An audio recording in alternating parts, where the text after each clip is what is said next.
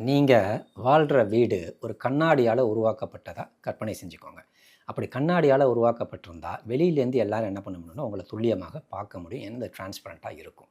So அப்படி உங்களை மட்டும் பார்க்க முடியாது. வீட்டுக்குள்ளே இருக்கிறவங்க என்ன பண்ணுறாங்க, யார் உள்ளே வரா, என்ன பணம் தராங்க, நீங்கள் என்ன பணம் தரீங்கன்றது தெளிவாக எல்லாருக்கும் வெட்ட வெளிச்சமாக தெரியும். இப்படித்தான் கிரிப்டோ கரன்சிஸ் எல்லாமே உருவாக்கப்பட்டிருக்கு. ஏன்னா கிரிப்டோ கரன்சிஸில் நம்ம யாருக்கு பணம் அனுப்பணும், நமக்கு யார் பணம் அனுப்பணும், அதாவது காயின்ஸ் யார் அனுப்புனா, கிரிப்டோ யார் அனுப்புனா, எந்த தேதியில் அனுப்பணும், எந்த அட்ரஸ்க்கு வந்துச்சு அப்படின்ற ரொம்ப தெளிவாக எல்லா டேட்டாவும் லெட்ஜரில், பிளாக் செயினில் ரொம்ப துல்லியமாக ஸ்டோர் ஆகிருக்கும். அது அழிக்கவே முடியாது, இம்மியூட்டபிள். அது எவ்வளோ வருஷமானாலும் அதுக்குள்ளே இருந்துக்கிட்டே இருக்கும். அது மட்டும் இல்லாமல் அது டிரான்ஸ்பரண்ட்டாக எல்லாருக்கும் தெரியும். இப்படித்தான் எல்லா கிரிப்டோ கரன்சிஸுமே ஆல்மோஸ்ட் இருந்தது. இதை மாற்றி யோசிக்கிற மாதிரி இன்னொரு பர்டிகுலர் செக்டர் வந்துச்சு. அந்த செக்டருக்கு பேர் தான் ப்ரைவசி காயின்ஸ். அதே கண்ணாடி வீட்டுக்குள்ளே தான் இருக்கீங்க. ஆனால் இந்த கண்ணாடி வீடு கொஞ்சம் வித்தியாசமாக இருக்குது. One side mirror. அதாவது வெளியிலேருந்து பார்க்கும்போதும் அவங்களுடைய முகம் மட்டும்தான் தெரியும், உள்ளே இருக்கிறவங்கள தெரியாது. உள்ளேருந்து உங்களுக்கு மட்டும்தான் என்ன பண்ணணும்னா வெளியில் இருக்கிறவங்கள எல்லாத்தையும் பார்க்க முடியும் ஒழிய வெளியில் இருக்கவங்க யாராலையும் உங்களை பார்க்க முடியாது. இப்படிப்பட்ட டெக்னாலஜி தான் எது உபயோகப்படுத்துதுன்னு பார்த்தீங்கன்னா அந்த ப்ரைவசி காயின்ஸ். அப்போ உள்ளுக்குள்ளே யார் என்ன பணம் அனுப்புனாங்க, நீங்கள் யாருக்கு அனுப்புனீங்க, எவ்வளோ அனுப்புனீங்க, இந்த டேட்டா எல்லாமே என்ன இருக்குன்னா மறைக்கப்பட்டிருக்கும். இதுதான் ப்ரைவசி காயின்ஸோட முக்கியமான நோக்கம். அதுக்காக தான் அந்த காயின்ஸ் உருவாக்கப்பட்டது. இப்போ கடந்த சில மாதங்களாக, கடந்த சில வருடங்களாக இந்த ப்ரைவசி காயின்ஸ் அப்பில் நல்லா போய்கிட்டே இருக்குது. ஏன்னா கவர்மெண்ட் இப்போ ஃபார் எக்ஸாம்பிள் கிரிப்டோ கரன்சியவே பேன் பண்ணணும், பிட்காயினை பேன் பண்ணணும், கிரிப்டோ யாருக்கு போகுதுன்னு தெரிய மாட்டேங்குது, டெரரிசம்க்கு யூஸ் பண்ணுறாங்க, அந்த மாதிரி காரணங்களெல்லாம் காட்டி நிறைய விஷயங்கள் சொல்லிகிட்டு இருக்கும்போதும் யார் அனுப்புனா எங்கேருந்து வந்துச்சுட்டு தெரியாமல் இருந்துச்சுன்னா பெரிய சிக்கல்னு சொல்லிட்டு நிறைய ரெகுலேஷன்ஸை கொண்டு வந்தாங்க இந்த ப்ரைவசி காயின்ஸ் மேலே. அந்த ரெகுலேஷன்ஸை எல்லாத்தையுமே முறியடித்து புதுசாக டெக்னாலஜி எவால்வ் ஆகி அதுக்குள்ளே அந்த ப்ரைவசி காயின்ஸில் எவால்வ் ஆகி பெரிய லெவலில் இன்றைக்கி ருத்ரதாண்டம் ஆடுற மாதிரி ஒரு பெரிய டெக்னாலஜியாக வளர்ந்து நிற்கிது. அந்த பர்டிகுலர் டெக்னாலஜியை பற்றி தான் இந்த பர்டிகுலர் எபிசோடில் ரொம்ப தெளிவாக எளிமையாக பார்க்க போகிறோம். Come on, let's get into the video. Actually privacy coins 3 விதமான டெக்னாலஜியை பயன்படுத்துகிறாங்க. முதலாவது ரிங் சிக்னேச்சர்னு சொல்கிறாங்க. இதில் ஆக்சுவலாக என்ன நடக்கும்னு பார்த்தீங்கன்னா ஹைடிங் தி சென்டர். யார் அனுப்புனாங்களோ அவங்களுடைய பெயர், அவங்களுடைய அட்ரஸஸ், அவங்களுடைய தகவல்களை டோட்டலாக என்ன பண்ணிடுறது, மறைச்சிடுறது. இதுதான் ஃபஸ்ட்டு டெக்னாலஜி. ரெண்டாவது டெக்னாலஜி ஸ்டீல்த் அட்ரஸ்ன்னு சொல்லுவாங்க. அதாவது ஹைடிங் தி ரிசீவர். யாருக்கு அனுப்புகிறோமோ அவங்களுடைய தகவல்களை முழுமையாக என்ன பண்ணிடுறது, மறைச்சிடுறது. இது ரெண்டாவது டெக்னாலஜி. மூன்றாவது டெக்னாலஜின்றது ரிங் சிடின்னு சொல்லுவாங்க. ஆக்சுவலி ஹைடிங் தி அமௌண்ட்டுன்னு சொல்லுவாங்க. எவ்வளோ அமௌண்ட்டு, எவ்வளோ கிரிப்டோ அனுப்புகிறோமோ அதை என்ன பண்ணிடுறது, மறைச்சிடுறது. இந்த 3 டெக்னாலஜி தான் எதுக்குள்ளே இருக்குதுன்னு பார்த்தீங்கன்னா ப்ரைவசி காயின்ஸுக்குள்ளே இருக்குது. இந்த ப்ரைவசி காயின்ஸ்னால இந்த 3 டெக்னாலஜி கீழே தான் நிறையா வரும். ஸோ இந்த ப்ரைவசி காயின்ஸ்லாம் ஏன் இந்த அளவுக்கு பெருசாக வந்திருக்கு, கவர்மெண்ட் இவ்வளோ தடைக்கற்களை போட்டும் அதையும் மீறி பெரிய லெவலில் அது வளர்ந்துக்கிட்டே இருக்குது. அதுக்கான ரீசன் என்னன்றது, அது எப்படி ஒர்க் ஆகுதுன்னு தெரிஞ்சுச்சுன்னு சொன்னால் தான் உங்களுக்கு தெளிவாக இது பற்றின புரிதல் வரும். ப்ரைவசி காயினோட முன்னோடின்னு பார்த்தீங்கன்னா 2 பர்டிகுலர் ப்ராஜெக்டை சொல்லுவேன். ஒன்று மொனீரோ எக்ஸ்எம்ஆர்ன்ற டிக்கரில் இருக்கும். ரெண்டாவது எஸ்இ கேஷ் எக்ஸிசின்ற டிக்கரில் இருக்கும். இந்த 2 பர்டிகுலர் ப்ரைவசி காயின்லேயுமே நான் சொன்ன இந்த 3 டெக்னாலஜியுமே பயன்பாட்டில் இருக்குது. அதில் முதலாவது டெக்னாலஜி என்னென்னு பார்த்தீங்கன்னா ரிங் சிக்னேச்சர். ஸோ அது உங்களுக்கு புரிகிற மாதிரி சொல்கிறதா இருந்தால், ஃபார் எக்ஸாம்பிள் நீங்கள் ஒரு கடைக்கு போகிறீங்க. அந்த கடையில் நீங்கள் என்ன பண்ண போகிறீங்கன்னா ஒரு பொருள் வாங்குறீங்க. அந்த பொருளுக்கு நீங்கள் பே பண்ண போகிறீங்க. அப்படி பே பண்ணும்போது செக் எழுதி கொடுக்குறீங்க அல்லது கையில் எழுதி கொடுக்குறீங்கன்னு வச்சுக்கோமே. அந்த செக் எழுதும் போது என்ன எழுதுவீங்கன்னா யார் பேருக்கு அந்த செக்கு போகணும் முதலாவது, அதாவது ரிசீவர் அட்ரஸ்ஸு. ரெண்டாவது எவ்வளோ அமௌண்ட்டு, அதாவது என்ன ட்ரான்சாக்ஷன்ஸ் எவ்வளோ கொடுக்க போகிறீங்கன்றது. மூன்றாவது உங்களுடைய சிக்னேச்சரு, அது உங்களுடைய ப்ரைவேட் கீ அல்லது பப்ளிக் கீ. அடுத்து உங்களுடைய அக்கௌண்ட் நம்பர் எந்த வேலெட்லேருந்து போகுது. இந்த 4 டீட்டெயிலுமே இந்த செக்கில் நம்ம எழுதி கொடுப்போம். இது பக்கத்தில் இருக்கவங்க எல்லாருமே பார்த்துருவாங்க. அதனால் இதை மறைக்கணும்னு நினைக்கிறாங்க. அதனால் என்ன பண்ணுவாங்கன்னா இது ஆக்சுவலி டெக்காயின்னு சொல்லுவாங்க. ஆக்சுவலி இது எப்படி பண்ணுவாங்கன்னு பார்த்தீங்கன்னா, ஏற்கனவே அந்த கடையில் பொருள் வாங்கின ஒரு 10 பேரோ 15 பேரோ 20 பேரோட ரெக்கார்டை பிளாக் செயின்லேருந்து புல் பண்ணி வெளியில் எடுப்பாங்க. எடுத்துகிட்டு உங்கள் சைனோட சேர்த்து அதையும் என்ன பண்ணுவாங்கன்னா ஒரு ரிங் ஃபார்மேட்டில் ஃபார்ம் பண்ணிடுவாங்க. ஒரு ரிங் மாதிரி ஒரு 15 பேர் உங்களோட சேர்த்து 16 பேர்னு வச்சுக்கோங்களேன். 15 பேர் எடுத்து 16 பேர் ஆக்கி ஒரு ரிங் ஃபார்மேட்டில் பண்ணிவிட்டு உங்கள் சிக்னேச்சர் பிளெண்ட் ஆகிரும் அந்த சிக்னேச்சர்ஸோட, அந்த அட்ரஸஸோட. அது என்ன பண்ணுவாங்கன்னா கடைக்காரர்கிட்ட கொடுக்கும்போது அந்த கடைக்காரருக்கு ரொம்ப தெளிவாக தெரியும். அது ஒரு மேத்தமெட்டிக்கல் ஃபார்முலா உள்ள வச்சுருப்பாங்க. அவங்களுக்கு ரொம்ப தெளிவாக தெரியும் இந்த 16 பேருமே உண்மையானவங்க தான். அதில் அந்த 16 பேரில் நீங்களும் இருக்கீங்கன்னு தெரிஞ்சுக்கிட்டு ஆட்டோமேட்டிக்காக என்ன பண்ணுன்னு பார்த்தீங்கன்னா உங்களோட டிரான்சாக்ஷனை அது முடிச்சு விட்ரும். அதாவது ஓகே பண்ணிவிடும், பிளாக் செயினில் ஏற்றிடும். ப்ளஸ் டபுள் ஸ்பெண்டிங்கு இது நடக்க விடாது. என்ன ரீசன்லாம் நடக்க விடாதுன்னு பார்த்தீங்கன்னா, ஏற்கனவே நான் ஒரு வாட்டி பணத்தை கட்டிட்டேன், இன்னொரு வாட்டி ஒரு பணத்தை கட்டுறதோ அல்லது பணத்தை வாங்குறதோ கொடுக்குற மாதிரி செய்கிற மாதிரி இருந்துச்சுன்னா அது எடுக்காது. ஏன்னா அதுக்குன்னு ஒரு ஸ்டாம்ப் ஒன்று இருக்கும், ஒரு யூனிக் ஸ்டாம்ப், ஒரு கீ இமேஜ் ஒன்று உள்ளே வந்து ஃபார்ம் ஆகிருக்கும். அந்த இமேஜ் வச்சு என்ன கண்டுபிடிச்சிட்டுன்னு பார்த்தீங்கன்னா, ஓகே இது ஏற்கனவே பணம் ஸ்பெண்ட் ஆயிடுச்சு, ரெண்டாவது முறை என்ன பண்ண முடியாது, இதை டபுள் ஸ்பெண்டிங் பண்ண முடியாதுன்னு அங்கேயே என்ன பண்ணினா தடுத்து நிறுத்திடும். இதுதான் ஃபஸ்ட்டு திங். ரெண்டாவது ஸ்டீல்த் அட்ரஸ் அல்லது ஹைடிங் தி ரிசீவர். ஸோ இது வந்து எப்படி இருக்குன்னு பார்த்தீங்கன்னா, முன்னாடி ஃபஸ்ட்டு நான் எடுத்தோன்னு ஆரம்பிக்கும் போதும் ஒரு கண்ணாடி வீட்டுக்குள்ளே இருக்கிறதா ஆரம்பிச்சோம் இல்லையா, அதே மாதிரி தான் இங்கே ஒரு கண்ணாடி டப்பா ஒன்று இருக்குது. அந்த டப்பாக்குள்ளே ஒரு மெயில் பாக்ஸ்ன்னு வச்சுக்கோங்க, அதுக்குள்ளே தான் பணத்தை நம்ம போடுறோம். அதாவது நம்ம ஹோட்டல்கள்லாம் பார்த்தீங்கன்னா, இந்த டொனேஷன் போடுறதுக்கு ஒரு கண்ணாடி டப்பா வச்சுருப்பாங்க, அதுக்குள்ளே பணத்தெல்லாம் போட்டு வைங்க, உள்ளே எவ்வளோ பணம் இருக்குன்னு எல்லாருக்கும் தெரியும். அந்த மாதிரி ஒரு டப்பா இருக்கிறதா வச்சுக்கோங்க. அதில் நீங்கள் பணத்தை போட்டிங்கன்னா அது எல்லாருக்குமே தெரியும், எவ்வளோ வந்துச்சு ரிசீவ் ஆகிருக்குன்றது எல்லாருக்கும் ரொம்ப தெளிவாக தெரியும், யார்கிட்டேருந்து ரிசீவ் ஆச்சுன்றதும் தெரியும். ஸோ அது வந்து மெயில் பாக்ஸ் வந்து சென்டரு ரிசீவர் 2 பேர்துமே இருக்கும். அப்போ என்ன ஆகுதுன்னா அது தெளிவாக தெரிஞ்சு போயிடும். ஸோ அதை தவிர்க்கிறதுக்காக என்ன பண்ணுவாங்கன்னு பார்த்தீங்கன்னா, அந்த மெயில் பாக்ஸை ஏதாவது ஒரு இடத்துல உங்கள் வீட்டு முன்னாடியே மாட்டி வைக்க மாட்டாங்க. அது என்ன பண்ணுவாங்கன்னா எங்கேயாவது ஒரு இடத்துல கொண்டு போய் வச்சுருவாங்க. அது எங்கே இருக்குன்னு யாருக்கும் தெரியாது. ஒரு ரேண்டமாக ஒரு மெயில் பாக்ஸ் அதை கொண்டு போய் எங்கேயாவது ஒரு இடத்துல, அதுவும் என்ன கிளாஸில் இருக்குன்றது கிளாஸில் இருக்காது, அது வந்து ஃபுல்லி க்ளோஸ்டாக இருக்கும். அது வந்து அயன் இரும்பில் செஞ்சுருப்பாங்கன்னு வச்சுக்குவோம். அப்படி வச்சுட்டாங்க. வைக்கும்போது அங்கேருந்து அனுப்பப்பட்டது அங்கே டெம்பரரியாக அங்கே இருக்கும். ஆனால் வந்து உங்ககிட்ட அது வந்து சேருமா, சேராது. ஏன்னா உங்கள் வீடு வேறு இடத்துல இருக்குது, அது இருக்கிற இடம் வேறு ஏதோ இடத்துல இருக்குது. இங்கே தான் என்ன நடக்கும்னா ஒரு ஸ்கேனர் ஒன்று இருக்கும். அந்த ஸ்கேனர்ன்றது உங்கள் ப்ரைவேட் கீயை வச்சுட்டு ஸ்கேன் பண்ணுறது.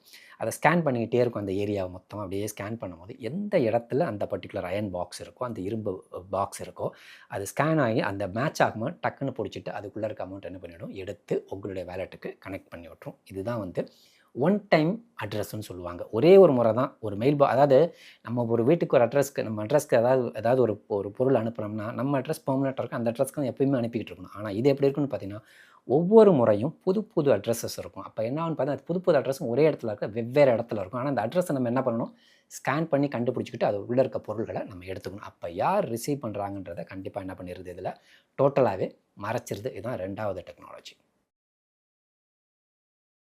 3வது டெக்னாலஜி ரிங் சிடி, அதாவது ring confidential transactions. For example அதே கடைக்கு நீங்கள் போகிறீங்க, ஆனால் அந்த கடையில் நீங்கள் வந்து பணம் கொடுக்க போகிறீங்க, ஏதோ ஒரு வாங்குறீங்க, அதை பணம் கொடுக்க போகிறீங்க. அந்த பணம் அந்த கேஷ் வாங்குகிற கேஷியருக்கும் தெரியக்கூடாது, எவ்வளோ பணம் கொடுத்தீங்கன்னு தெரியக்கூடாது, அவரு உங்களுக்கு திரும்ப எவ்வளோ கொடுத்தாருன்னு தெரியக்கூடாது கேஷியருக்கும்.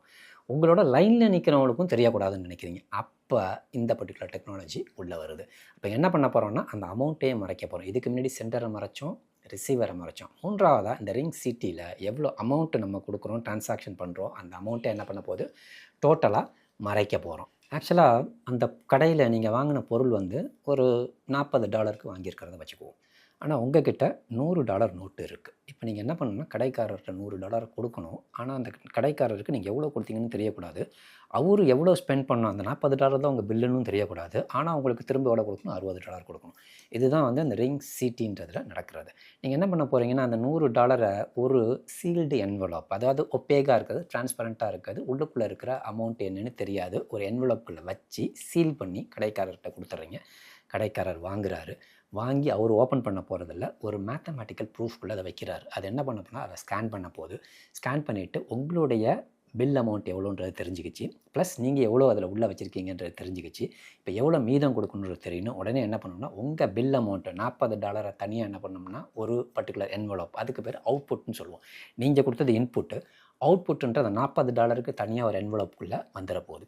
அதுக்கு அடுத்து $60 அவுட்புட் 2 தனியாக இன்னொரு என்வலப். அதுவும் எல்லாமே பார்க்க உள்ளே என்ன இருக்குன்னு பார்க்க முடியாது. 3 என்வலப்பாக வந்துடும். இப்போ இந்த 3 என்வலப்பில் பார்த்தீங்கன்னா இன்புட் வந்து நீங்கள் கொடுத்தது $100, அவுட்புட்டில் 2 இருக்குது, ஒன்று $40, இன்னொன்று $60. என்றைக்குமே இது எப்படி மேட்ச் பண்ணுவாங்கன்னா இன்புட் ஈக்குவல் டு அவுட்புட்ஸ், அதாவது இன்புட்டில் இருக்கிறது என்ன அமௌண்ட் எவ்வளவு ஈக்குவல் டு அவுட்புட்ஸ் எவ்வளோ இருக்குன்றது. அப்போ இன்புட் 100, அவுட்புட்டில் 40 + 60 100, 100 ஈக்குவல் டு 100 கரெக்ட். அப்போ என்ன ஆக போகுதுன்னா இது பிரச்சனை இல்லைன்னு சொல்லிட்டு அது ஆட்டோமேட்டிக்காக உள்ளுக்குள்ளே இருக்க அமௌண்ட்டு யாருக்குமே தெரியாது. ஆனால் என்ன ஆயிடுச்சு, உங்களுக்கு $60 வந்துருச்சு, $40 அவங்களுக்கு ஸ்பெண்ட் ஆயிடுச்சு, அவருக்கு போனது போயிருச்சு. ப்ளஸ் நீங்கள் கொடுத்த $100 கடைக்காரருக்கும் தெரிய போகிறதில்ல, பக்கத்தில் உங்களோட க்யூவில் நிற்கிறவங்களுக்கும் தெரிய போகிறதில்ல. இதைத்தான் ரிங் சிட்டின்னு சொல்லுவாங்க. இது 3வது டெக்னாலஜி. இதுவும் எதில் இருக்குதுன்னு பார்த்தீங்கன்னா மொனிரோவில் இருக்குது. நான் சொன்ன இந்த 3 டெக்னாலஜியுமே எக்ஸ்எம்ஆர் மொனிரோவில் அப்ளிகபிளாக இருக்கும். இதுக்கு ஜஸ்ட் ஆப்போசிட்டாக இருக்கிறது தான் இசட் கேஷ். இசட் கேஷில் ஒரு முக்கியமான டெக்னாலஜி வச்சுருக்காங்க. அதுக்கு பேர் வந்து ஆப்ஷனல் ப்ரைவசி. ஸோ அந்த இசட் கேஷ்ன்ற அந்த பர்டிகுலர் ப்ராஜெக்ட்டில் வந்து அதை ப்ரைவசி காயினையும் யூஸ் பண்ணலாம், நார்மல் காயினாகவும் யூஸ் பண்ணிக்கலாம். அதாவது அட்ரஸை வந்து டிரான்ஸ்பரண்ட்டாகவும் வச்சுக்கலாம், அல்லது ஷீல்டடாக அதை ஹைட் பண்ணியும் வச்சுக்க முடியும். ஸோ இந்த ஆப்ஷன் கொடுக்குறதுனால நிறைய பேர் அதை என்ன பண்ணுறாங்க, யூஸ் பண்ணுறாங்க. ப்ளஸ் அது நிறைய அப்ஸ் அண்ட் டவுன்ஸ் இருந்துக்கிட்டே இருக்கும். அது மெயினாக வந்து பெரிய இண்டிவிஜுவல்ஸாக இருந்தாலும் சரி, பெரும் பணக்காரர்கள், அதே மாதிரி இன்ஸ்டிடியூஷன்ஸ், இவங்க எல்லாமே வந்து அவங்க பணத்தை வந்து அல்லது கிரிப்டோ வழியாக அனுப்பும்போது யாருக்கும் தெரியக்கூடாதுன்னு நினைப்பாங்க. அதனால தான் இந்த ப்ரைவசி காயின்ஸ் அதிகமாக யூஸ் பண்ணுறாங்க. அதனால தான் அதோட ப்ரைஸும் பார்த்திங்கன்னா நிறைய வாலட்டைல் அப்ஸ் அண்ட் டவுன்ஸில் இருந்துக்கிட்டே இருக்குது. ப்ளஸ் கீழே வராமல் நல்லா மேலே இருக்குதுன்னு வச்சுக்கோங்களேன். ஆனால் இது வந்து இல்லீகல் ஆக்டிவிட்டீஸ் நிறைய யூஸ் பண்ணுறாங்க, இந்த ப்ரைவசி காயின்ஸை யூஸ் பண்ணி பண்ணுறாங்கன்றதுக்காக கவர்மெண்ட் நிறைய ஸ்ட்ரிக்டான ரூல்ஸ், ஸ்ட்ரிஞ்சன்ட்டான ரூல்ஸ், ரெகுலேஷன்ஸ் எல்லாம் நிறையா கொண்டு வந்த பிறகும் இந்த காயின்ஸ் நல்லா பர்ஃபார்ம் பண்ணிகிட்டு இருக்குன்னா அவங்க என்ன பண்ணுறாங்கன்னு பார்த்தீங்கன்னா அதுக்கு தகுந்தபடி எவால்வ் ஆகிக்கிறாங்க. ஸோ இப்போ ஃபார் எக்ஸாம்பிள் ப்ரைவசி இருந்தால் தானே பிரச்சனை, நான் அதை டிரான்ஸ்பரண்ட்டாகவும் தனக்கு தேவைப்பட்ட டிரான்ஸ்பரண்ட்டாகவும் யூஸ் பண்ணுறாங்கன்னு வெளியில் காட்டிக்கிறதுக்காக என்ன பண்ணுறாங்க, இசட் கேஷை அப்படி பண்ணனால தான் அதோட ப்ரைஸ் நல்ல பெரிய லெவலில் மூவ் ஆகிட்டு இருக்குது. ப்ரைவசி காயின்ஸில் 2 காயின் மட்டும்தான் இருக்குன்னா நிறையா இருக்குது. ஆக்சுவலி வந்து அதில் லீடர்ஸ்ன்னு பார்த்தீங்கன்னா இசட் கேஷும் முனீரும். இதை தவிர ப்ராஜெக்ட்ஸ் நிறையா இருக்குது. I tell you list on those projects, அதையும் நீங்கள் வாட்ச் பண்ணலாம். முதலாவது ப்ராஜெக்ட் வந்து 3வது ப்ராஜெக்ட் வந்து கேண்டான், சிசின்ற டிக்கரில் வரும். அதுக்கப்புறம் வெனிஸ், இது வந்து ஏஐ இன்ஃப்ராஸ்ட்ரக்சர் ப்ளஸ் ஸ்மார்ட் கான்ட்ராக்டை பேஸ் பண்ணி என்ன பண்ணுறாங்கன்னா அவங்க அந்த ப்ரைவசியை கொண்டுட்டு வராங்க. அடுத்து மிட் நைட்டுன்ற டிக்கரில் இருக்குது. அதுக்கப்புறம் ஜானோ, ZANO அந்த டிக்கரில் இருக்குது. அதுக்கப்புறம் ஹாரிசன், இது பழைய ப்ராஜெக்ட் தான், ZEN அப்படின்ற டிக்கரில் இருக்கும். இந்த ப்ராஜெக்ட்ஸ் எல்லாமே பார்த்தீங்கன்னா எதில் வந்துடும் பார்த்தீங்கன்னா ப்ரைவசி செக்டரில் வரும். இதை தவிர வந்து ஒயாசிஸ் ரோஸ் இருக்குது. அதுக்கப்புறம் டஸ்க்குன்னு ஒரு ப்ராஜெக்ட் இருக்குது. ஸோ இது மாதிரி ப்ராஜெக்ட்ஸ் எல்லாம் அதே மாதிரியே பாலா நெட்வொர்க், PHALA, இப்போ எத்ரிஎம்க்கு அதை மாற்றிருக்காங்க, அது இருக்குது. ஸோ இந்த மாதிரி ப்ராஜெக்ட்ஸ் எல்லாமே பார்த்திங்கன்னா எதில் தான் வரும்னு பார்த்திங்கன்னா ப்ரைவசி செக்டரில் வரும். அந்த ப்ரைவசி செக்டரில் வந்து வெறும் அந்த டிரான்சாக்ஷன்ஸை மட்டும் ப்ரைவசி பாதுகாக்கப்படுதான்னு பார்த்தா கிடையாது. ஸ்மார்ட் கான்ட்ராக்ட்குள்ளேயும் என்ன பண்ணுறாங்க, சாஃப்ட்வேருக்குள்ளேயும் டிஆப்ஸ்குள்ளேயும் ப்ரைவசியை கொண்டுட்டு வர மாதிரி ப்ராஜெக்ட்ஸ் எல்லாம் நிறையாவே வந்துருச்சு. ஸோ அது மாதிரி ப்ராஜெக்ட்ஸ் தான் இப்போ என்ன ஆகுதுன்னு பார்த்தீங்கன்னா பெரிய லெவலில் மூவ்மெண்ட்டில் நடந்துகிட்டு இருக்குது. ஸோ இந்த பர்டிகுலர் செக்டர் வந்து எவர் க்ரீனாக வந்து அதாவது போன புள்ளிலையும் பெர்ஃபார்ம் பண்ணிச்சு, அதுக்கு முன்னாடியும் பெர்ஃபார்ம் பண்ணிச்சு, இப்பயும் இது என்ன பண்ணுதுன்னா பெர்ஃபார்ம் பண்ணிட்டு தான் இருக்குது. இதில் சில ட்ராபேக்ஸும் இருக்குது. அந்த ட்ராபேக்ஸை நம்ம தெரிஞ்சுக்கணும். ஏன்னா ஒரு பர்டிகுலர் ப்ராஜெக்ட் நம்ம உள்ளே போகும்போது வெறும் ப்ளஸ்ஸை மட்டும் பார்த்துட்டு இருக்கக்கூடாது, மைனஸும் பார்த்துக்கணும். இதோட மைனஸ்லாம் என்ன இருக்குன்றது இப்போ பார்த்துருவோம். முதலாவது மைனஸ்ன்றது ரொம்ப ஸ்ட்ரிக்டான ரெகுலேஷன்ஸு எல்லா கவர்மெண்ட்டுமே ப்ரைவசி காயின்ஸ் மேலே விதிச்சுக்கிட்டே வராங்க முன்னு. ரெண்டாவது வந்து அந்த ரெகுலேஷன்ஸ்னால என்ன பெரிய பாதிப்புகள் உள்ளாக்கப்படுதுன்னு பார்த்தீங்கன்னா நிறைய எக்ஸ்சேஞ்சிலேருந்து டீலிஸ்ட் பண்ணிக்கிட்டே இருக்காங்க. நிறைய எக்ஸ்சேஞ்சஸில் பார்த்தீங்கன்னா முனீரோவோ, இசட் கேஷோ, இதெல்லாம் வந்து கிடைக்கவே கிடைக்காது. நான் வந்து டீலிஸ்ட் ஆகிடும். டீலிஸ்ட் பண்ணிவிட்டு டீலிஸ்ட் பண்ணால் தான் வந்து உங்களை வந்து நான் யூஸ் பண்ணவே விடுவேன், எங்கள் நாட்டுக்குள்ளே உங்கள் எக்ஸ்சேஞ்சை பயன்படுத்த அனுமதிப்போன்னு சொல்லிட்டு நிறையா கவர்மெண்ட் சொல்கிறதுனால அவங்க என்ன பண்ணுறாங்க, டீலிஸ்ட் பண்ணுறாங்க. ஸோ டீலிஸ்ட் பண்ணிடுறதுனால என்னென்னு பார்த்தீங்கன்னா அந்த டெக்ஸஸ் இருக்குது, டெக்ஸஸில் வாங்கிட்டு பண்ணலாம், இருந்தாலும் வந்து சென்ட்ரலைஸ் எக்ஸ்சேஞ்சஸில் வாங்க முடியறதில்ல. மூன்றாவதாக பார்த்தீங்கன்னா என்ன அன்சர்டனிட்டி இருக்கும். அன்சர்டனிட்டி இந்த சென்ஸ் வந்து என்றைக்கு வேணாலும் கவர்மெண்ட் வந்து இதை க்ளோஸ் பண்ணுறதுக்கு சொல்லுவாங்க, அல்லது வந்து அந்த ரெக்கார்டை நீ கொடுத்தா தான் அதை யூஸ் பண்ணவே விடுவேன்னு சொல்லிட்டு மிரட்டுவாங்க. இது மாதிரி சுச்சுவேஷன்ஸ்லாம் நிறையா இருக்கனால இந்த 3மே மிகப்பெரிய மைனஸாக இதில் இருக்குன்னு பார்த்தீங்கன்னா இந்த ப்ரைவசி பேஸ்டு காயின்ஸில். முனீரோவாக இருக்கட்டும், இசட் கேஷாக இருக்கட்டும், ஜானோவாக இருக்கட்டும், கேண்டானாக இருக்கட்டும், ஹாரிசனாக இருக்கட்டும், ஒயாசிஸ் ரோஸாக இருக்கட்டும், சீக்ரெட் நெட்வொர்க்காக இருக்கட்டும், அதே மாதிரியே பார்த்திங்கன்னா நிறைய ப்ராஜெக்ட்ஸ் இருக்குது. இந்த ப்ராஜெக்ட்ஸ் எல்லாமே டஸ்க்குன்ற ஒரு ப்ராஜெக்ட் இருக்குது. இது எல்லாமே எந்த செக்டர் கீழே வருதுன்னு பார்த்திங்கன்னா ப்ரைவசி செக்டர் கீழே வருது. எவ்வளோ தான் கவர்மெண்ட் வந்து ரெகுலேஷன்ஸை போட்டு அதை அமுக்க பார்த்தாலும் அது என்ன ஆகுதுன்னா ஃபீனிக்ஸ் பறவை மாதிரி அடுத்தடுத்து உயரத்துக்கு பறந்துக்கிட்டு மேலே வந்துக்கிட்டே தான் இருக்குது. அதுக்கு மெயின் ரீசன் என்னென்னா புதிய புதிய டெக்னாலஜியில் எவால்வ் ஆகி அடுத்தடுத்த கட்டத்துக்கு வளர்ந்துக்கிட்டே இருக்கிறது தான். நீங்கள் இந்த ப்ராஜெக்ட்ஸ் எல்லாத்தையுமே முதல்ல போய் பாருங்கள். If you are interested you can get in to those projects. ஏன்னா வந்து இந்த ப்ராஜெக்ட்ஸ் வந்து இந்த செக்டர் வந்து எவர் க்ரீனாக ஒரு 2-3 சைக்கிளாகவே எவர் க்ரீன் இந்த செக்டர் வந்து இருந்துக்கிட்டே இருக்குது. இனிமேல் இருக்குன்னு தான் எனக்கு தோணுது. ஸோ மைனஸும் சொல்லிட்டேன், அதனுடைய ப்ளஸும் சொல்லிட்டேன். இன்னொரு எபிசோடில் ஒரு நல்ல காயின் நல்ல டோக்கனோட உங்களை மீட் பண்ணுறேன். அன்டில் தென் பை ஃப்ரம் புகழ்.